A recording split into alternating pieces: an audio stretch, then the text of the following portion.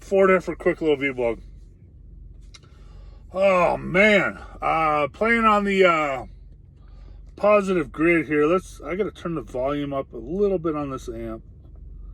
2.5. Let's see how that sounds. Sounds all right. This is a Slash Epiphone. Oh, my bad. It's a Gibson Studio Les Paul. What is it? It is a 2017, made in America. This is one of those guitars I completely forget that I own. And then when I accidentally grab the case, I realize, I kind of rode this one a little hard the last time I played it. I had sweat crested all over it. And, all sorts of weird ass shit going on here. From about 2013 to about 2019-ish or so, I was only buying Gibson Les Paul Studios. I owned, 6 or 7 of them. Varying in age from 2013 to 2019, something like that. Here's why. Back in that time, Gibson was having some issues with production and quality. And on the classics and some of the customs and a lot of the standards, they were using a binding on the neck that had nibs. Now, that in itself is not a bad thing. I own several Les Pauls.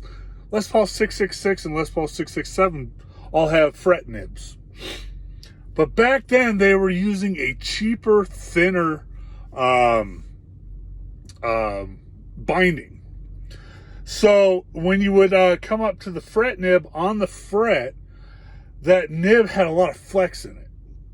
So eventually what would happen is they'd start to bow out a little bit. And that became a real nuisance. Imagine sliding your hand on the neck and you feeling little plastic nibs all the way down that were, that moved. That was a bad thing. So back then, Gibson made all of their studio Les Pauls with natural wood binding, aka no binding whatsoever. This one has no binding whatsoever. It's just a cool guitar. Like I said, it's one of those ones you forget you own. And then when you find it again, you just can't put it down. Now this one has this is a one-piece body, man. I cannot find a joint anywhere that is consistently straight or actually goes up and down the back. It's got to be a single piece body. But it's considered an amber finish. It does have flame. I'm guessing that's a 1A flame maple top. But when I bought it, I did not know that it had push-pull knobs. I do not like push-pull knobs. I don't like them. They're useless to me. But here's what it sounds like. This is still factory settings, man.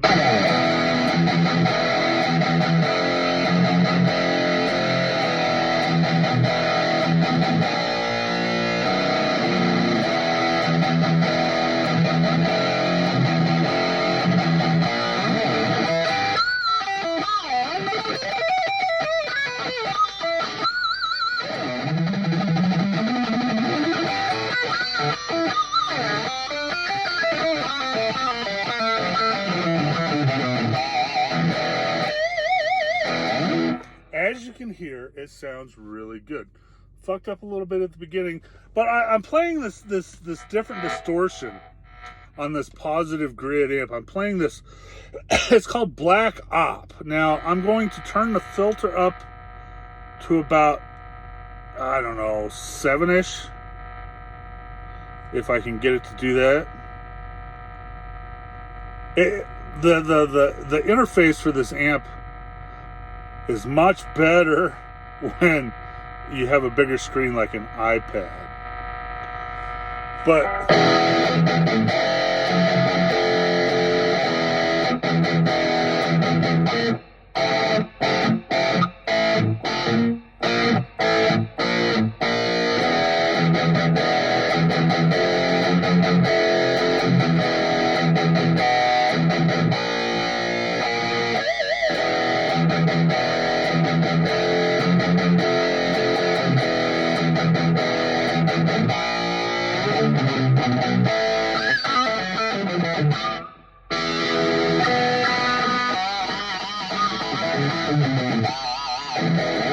anyway, I forgot what I was getting at there. Oh, I'm playing this Black Op, Positive Grid Black Ops, Black Op pedal. I usually play the, let me get to it again, the tube drive. That's what you normally hear when I play any of my guitars. I wanted to switch it up a little bit because with some effects, this Black Op pedal was giving me some killer harmonics off of the chord pick, and that's what I was looking for at the time. But I liked it so much I decided to do this video blog with it. This guitar will get a string change. I will be putting some NYXLs on here. Now, I was asked, everybody knows I grew up playing, I played thousands of sets of Dean Markley Yellows. They're now called the 72 reissue strings, steel string guitars, or steel strings for guitars. There we go. And that's where my heart is at. Those are my strings. Those are what I play. But I can't find those anymore. I keep a few packages around the house and in guitar cases for in case of emergency pull here. But my go-to strings nowadays are NYXLs. Now, I was asked, why do I play nines? For me, they got the perfect amount of, they give me the flexibility to get the tone I need without, breaking my fucking fingertips. Now, I am not limited to nines. I will play NYXL 10s, but it depends on the guitar. If like this guitar, I believe, yeah, these are nines on here, okay? Sounds great to me, okay? Now, if I wanted to give this a little more of a rhythm, more of a little beefier tone, I put a set of 10s on here. So it all depends on what the guitar is going to be played for, what I'm looking for. But no, I do not limit myself to a certain gauge of strings. My preference is nines. You can do plenty of bending without, fucking ripping your fingers apart.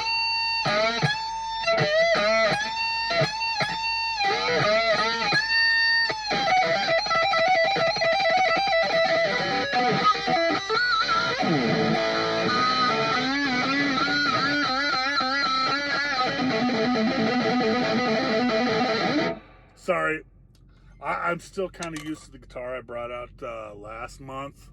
What did I bring? I can't remember what I brought out last month, but there is a difference in the neck, and I'm reaching for the wrong string. So who gives a shit? These are throwaway vlogs, man. They're nothing important. So that's that. But you can hear nines are much easier to bend, much more comfortable to play.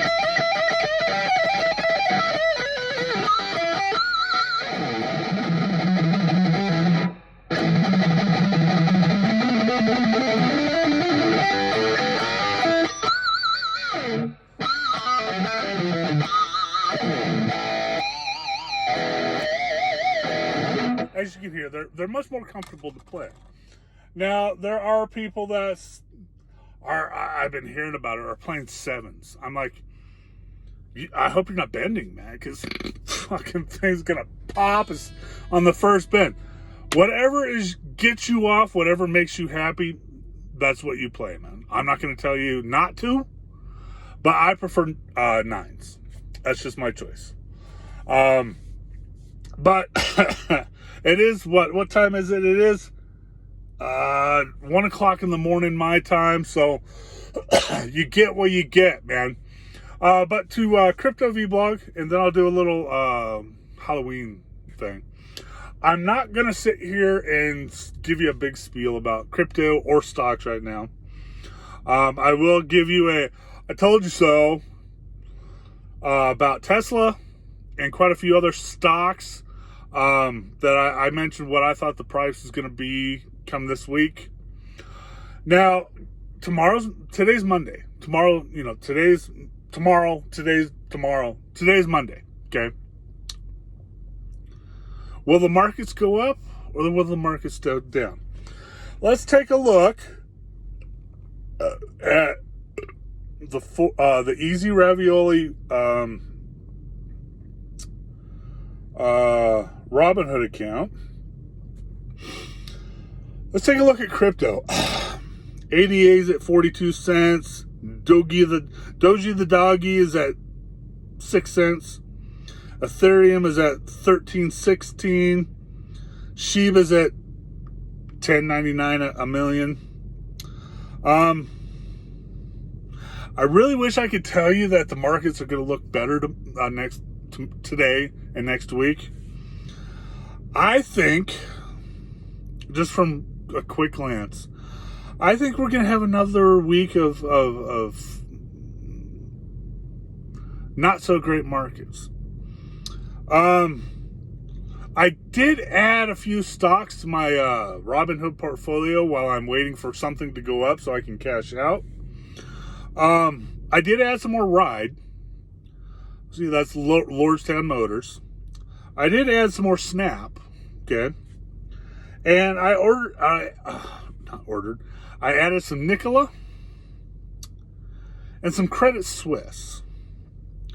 Now, while I'm waiting for the other ones to hit at or below my mark, and Tesla as of right now is below my mark, I said 225 to 250, and right now it's at 223, and I said Dutch Brothers at what, 25 to 30, and Dutch Brothers is at 30 right now. While I wait for Amazon to hit around 100, I want Google around 90, and I want Seaboard. That's the one I'm really want. I need that one for me to be feasible to purchase. I need that around $3,000 or below. Right now it's sitting at $34.69.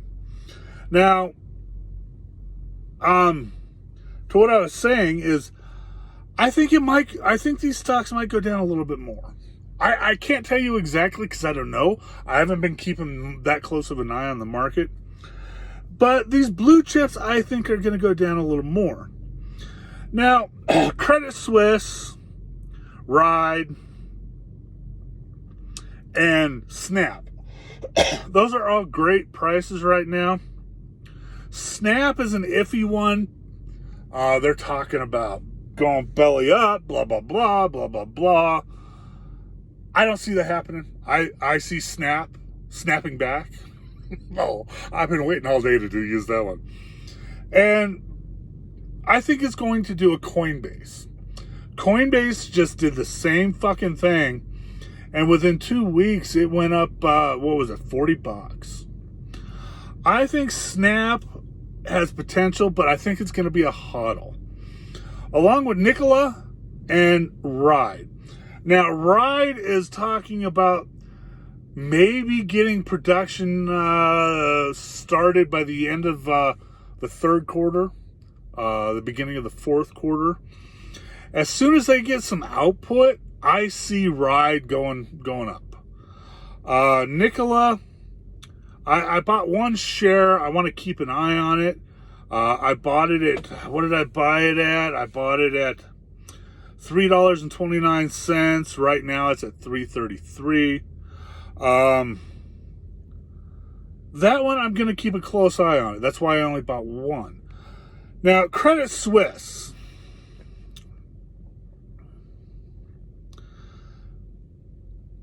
Credit Suisse is a holding company, so to speak. And I don't know, I just got this weird fucking feeling it's gonna skyrocket here pretty soon. I don't know why. It could have been an article I read. It could have been, I don't know. But right now, it is well below half price of what it was just a year ago. Credit Suisse, I'm going to put $10 shares. I'm going to buy 10 shares worth. And I'm going to keep a close eye on it. Now, I bought it at $4.30 a share. So I'm going to keep an eye on it. I think that's going to be a hodl. If I find the article I read, I'll explain to you why I am picking Credit Suisse. But until I find that article, don't make any moves. Something caught my attention, and that's why I bought some. But yeah, Credit Suisse, I'm going to keep an eye on. But Ride and the rest of them, yeah, they're going to be a hodl for a little while. But they're at an unbelievable price right now. And if Ride actually goes through, because they did show a profit last quarter, if they start to show a profit and start getting out production, yeah, we got something going on there. And I'm rooting for them 100%. Even though they were bought by another company, there's still that not my hometown, but a town that during the last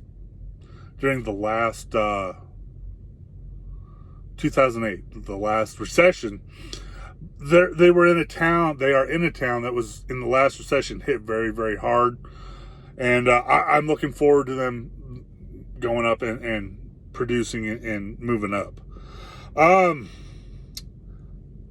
Yeah, other than that, man, I can't give you any real good tips. Just keep putting your $10, $5, $10, $20 a week, or whatever you can put in every month. Just keep doing it every week. I'm still buying crypto.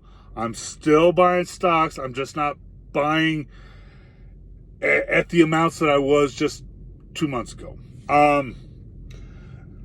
Now, I am going to keep my eyes on a couple of cryptos that I've never mentioned before.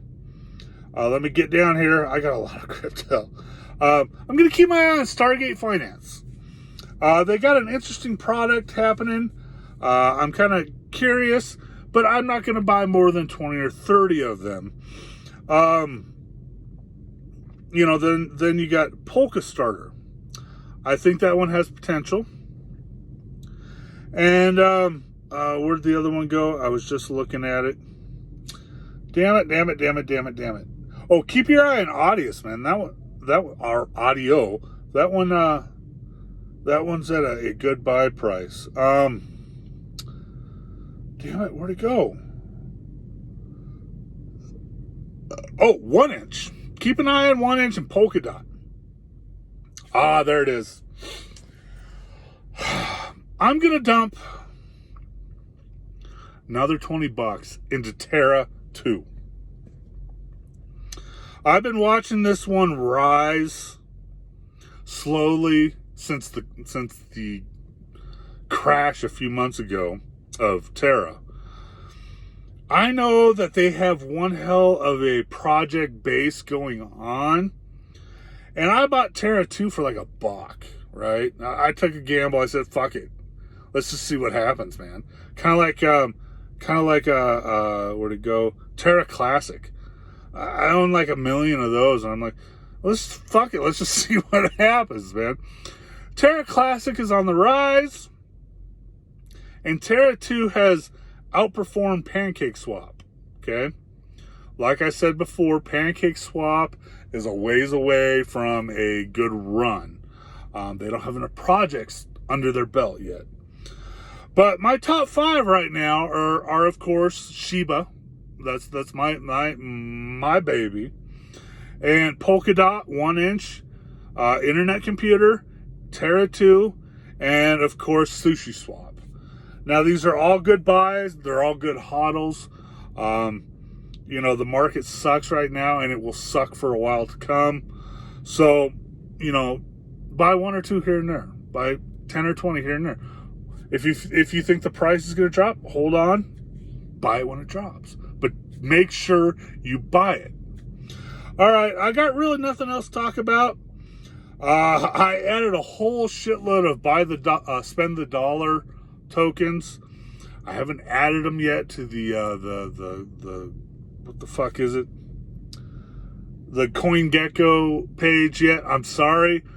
I'm a busy beaver. Okay. I'll get that done. But as we're talking about buy the dollar or spend the dollar, let me get over here. Jesus Christ. Come on. Bandwidth's not that bad.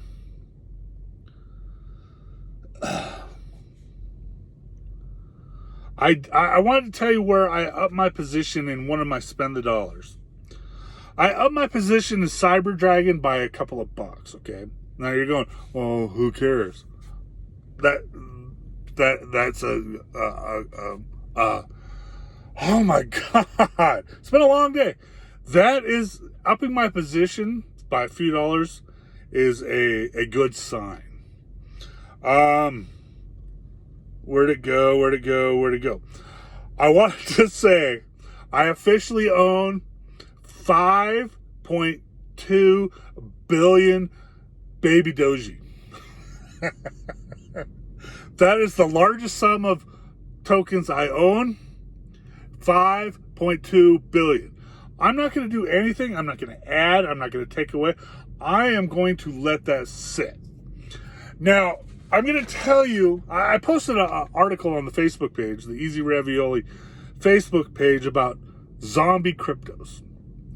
Baby Doji is along those lines right at the moment, okay? Here's why. Last year, when China was forced to pull out of crypto, Baby Doji was China's baby. Everybody owned a piece of Baby Doji. So when they had to pull out, they either sold or they're hodling their asses off. So in times like this, Baby Doji ain't going nowhere, man. So if you're going to spend the $6.51 to buy 5.2 million Baby Doji, I would do it, okay? But remember, you're going to hodl your ass off. Baby Doji might survive a recession. It might not. But for me, it's worthwhile because I've made quite a bit of money off of Baby Doji before this, back when China was involved. And I think I'm going to make quite a bit more off of Baby Doji in the future. But remember, that is what the spend the dollar is. You're buying a crypto, you're getting as many tokens as you possibly can for $1, and you're hodling the fuck out of it. You're not going to sell it. You can buy more, but you're not going to sell it. You're just going to hodl it. Now, the opportunity, you might make money. You might lose your dollar. But I guarantee if you spend $1 and buy 1 billion quack, and 2, 3, 4, 10 years from now, that goes up to a penny, that goes up to $1. Guess what? You're a very wealthy person off of $1. So do it, man. It's like buying a lottery ticket. All right, I'm done. I'm babbling now. So hasta luego.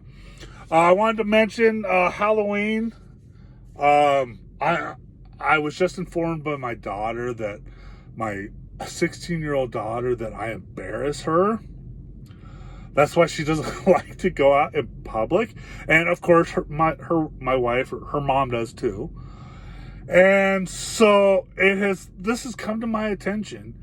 And as any dad, you are not going to let that go. You have to take full, and I mean full advantage of that knowledge that she never should have said. So I got some big plans coming for Halloween, and I don't give a fuck if I have to catch an airplane home. I will be home for Halloween, and I will spend the entire Halloween finding some way to embarrass the shit out of my daughter. As a dad, I have to do it. And I hope the wife gets involved also. What else? I've always wanted a smoke machine. So for Halloween, one of the decorations I wanted to do was put up a smoke field at the front door there. So I bought this DJ 1000. It's I can't think of who makes it. It's a DJ 1000 smoke fog maker. You know, it's not the most expensive one. It's not the cheapest one. Chavette. That's it. Chavette. Chavette DJ 1000. Not expensive, not cheap, but it's right in the middle. So, I'm going to definitely video that, let you know how that works. I mean, I think it was $100 plus another 30 or something bucks for a couple gallons of fog fluid. So we're going to give it a shot, and I'll definitely post how it works. And also for yard decorations, you know, I want to do something special this year. I don't know why, but I do. And since my daughter told me I cannot tie her to a cross and then hang her from the tree in the front yard so she can give out candy that way. And she told me I could not tie myself to a cross, then tie myself to the tree and give out candy that way. I am having to come up with an original idea. You know, I'm thinking about taking the blade off of the chainsaw, you know, the actual chain part off the chainsaw, and sitting out front chopping up, you know, plastic bodies, while playing, you know, loud satanic metal music in the background. Maybe taking a couple of bites. I don't know, something good. But I also really am thinking about, you know, that the guy that played guitar in Mad Max, Road's Fury or whatever it was, the most recent one. The guy, he was on the Springs, he was playing metal. I can't, you know, nothing real definitive or distinct, but he was playing, you know, just all over the place as they were going into battle. That I'm also thinking about doing. So I'll come up with something and I'll make sure there's a video of it. But I'm going to do something spectacular to embarrass the shit out of my daughter. All right. Hasta luego. This is Ford Fender out for an Easy Ravioli vblog. Hasta luego. See ya.